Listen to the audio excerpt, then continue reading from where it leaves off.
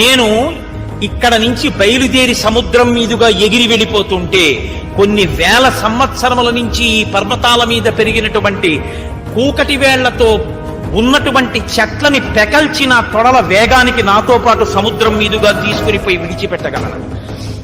నాతో పాటు తీగలు, లతలు, పువ్వులు, చెట్లు ఎగిరి వచ్చేస్తాయి. ఏకకాలమునందు కొన్ని వేల మందిని మర్దించగలను.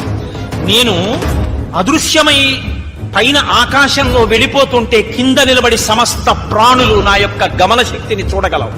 నా గమన శక్తి అలా ఉంటుంది. ఇంతమంది చూస్తుండగా ఎగురుతాను.